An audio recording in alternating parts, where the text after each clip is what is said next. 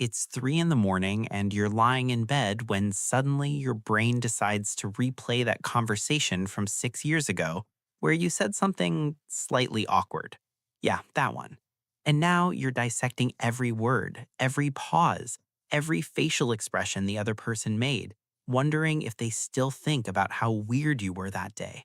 Spoiler alert, they don't even remember it happened. I didn't realize this for a long time, but this isn't just you being anxious or overthinking things. Although, let's be honest, it's definitely that too. There's actually something much deeper going on in your brain when you replay conversations, and it has everything to do with how you see yourself and how desperately you're trying to control something that's already gone. See, most people think conversation replaying is about the other person, like we're trying to figure out what they thought or what they meant, or whether they secretly hate us now. But that's not really it. When you replay conversations in your head, you're not analyzing them. You're rewriting yourself. You're trying to become the version of you that said the perfect thing, had the perfect timing, made the perfect impression. And the reason that hurts so much is because you can't. That moment is frozen in time, and you're stuck with the version of yourself that existed in it. Think about the conversations you replay most often. I'm willing to bet they're not the ones where you said something horrible or offensive. They're the ones where you were just slightly off, a little too eager maybe, or you laughed at the wrong moment, or you stumbled over your words when you were trying to sound articulate. These tiny moments become massive in your mind because they represent something bigger than just a conversation. They represent proof that you're not who you want to be yet. And your brain is absolutely obsessed with this gap. Psychologists have found that we ruminate most when there's a disconnect between who we actually are and who we think we should be. So every time you replay that awkward moment, you're not really trying to understand what happened. You're trying to close a gap that only exists in your own head, desperately rehearsing a version of yourself that never got to exist. Yet here's the part where it gets intriguing and kind of sad if we're being honest. Every time you replay a conversation, you're not actually remembering what happened. Instead, you're recalling the last time you remembered it. The human memory does not function like a video, more like a story that gets edited every time you tell it again. So that conversation you've replayed a dozen times, you're no longer acting out the real deal. Instead, you're going over a warped version that has been polluted by your anxiety, your insecurities, and your fears of what people will think, which means you're basically torturing yourself over something that didn't even happen the exact way you remember it. Let that sink in for a second. How you perceive that conversation in your mind right now probably feels worse than it actually was.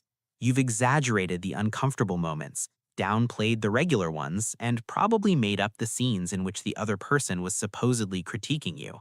The more you watch it, your mental image of the fictional version will start to become even more real, which means your brain is essentially gaslighting you with your own memories.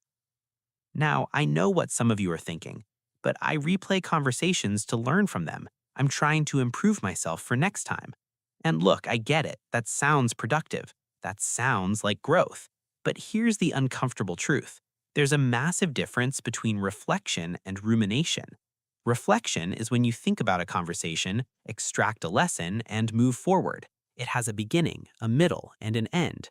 Rumination is when you think about a conversation, extract a lesson, forget the lesson, replay the conversation again, extract the same lesson, hate yourself, replay it again, and then wonder why you can't sleep.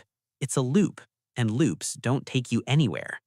The people who replay conversations the most aren't the ones who care about growth. They're the ones who care about control. And I mean that in the gentlest way possible because I've been there too. When you replay a conversation, you're trying to control how you're perceived. You're trying to control the narrative. You're trying to control the past, which is literally impossible, but your brain hasn't figured that out yet. It keeps trying anyway, convinced that if you just analyze it one more time, you'll find the key to rewriting history. There's something else happening here too, something that doesn't get talked about enough. When you replay conversations, you're practicing being someone you're not. You're rehearsing a version of yourself that's smoother, funnier, more confident, more likable. And every time you do this, you're reinforcing the belief that the real you, the one who actually showed up to that conversation, isn't good enough. That's the part that breaks my heart a little bit, because the version of you that's replaying the conversation is trying so hard to protect you, but it's actually doing the opposite. It's building a case against yourself, collecting evidence that you're somehow defective or fundamentally unworthy of connection. And here's what happens when you do this over and over. You start believing you need to be flawless to deserve kindness. You convince yourself that one stumble in conversation means you're fundamentally broken. Researchers have actually traced this pattern, finding that people who can't show themselves compassion get trapped in these mental loops, and those loops feed directly into anxiety. The less forgiving you are of your own humanness, the more your brain punishes you for it. It's like your brain becomes your own worst critic, and the courtroom never closes.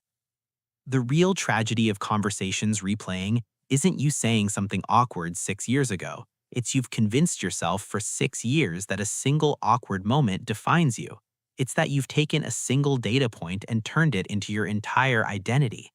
That said, I want you to think about this. What if the conversations you replay most often aren't the ones that matter most? What happens if you can't stop thinking about them because, in fact, they don't represent who you are? On some level, your brain is aware of this. It knows that the awkward version of you in that conversation isn't the whole story. It keeps trying to understand how this one moment fits in with everything else it knows about you. It's when your mind says, "This doesn't fit. I need to look at it again." And perhaps, just maybe, the solution isn't to replay it better, but to stop letting one conversation have so much power over how you see yourself. Maybe it's recognizing that the mental energy you're spending on these replays could be going toward the people in front of you right now, toward the conversations you're having today that you'll actually remember tomorrow. Because here's the thing about conversations. They're moments, just moments. They're not prophecies about who you'll always be or evidence of some fundamental flaw in your character. They're just moments where you showed up as a human being, which means you were imperfect and trying and doing your best with whatever you had that day. And that's enough. That's always been enough. The person you were in that conversation was doing the best they could with the awareness they had at the time. They didn't have the benefit of hindsight or the luxury of a second take. So maybe it's time to stop pressing rewind. Maybe it's time to let those conversations stay in the past where they belong, imperfect and awkward and beautifully, painfully human. If this resonated with you, don't forget to subscribe. And if you want to support these deep dives, please hit that join button to become a channel member. I would genuinely appreciate your support. Here's some more videos that I think you'll resonate with. Same energy with a different angle. See you there.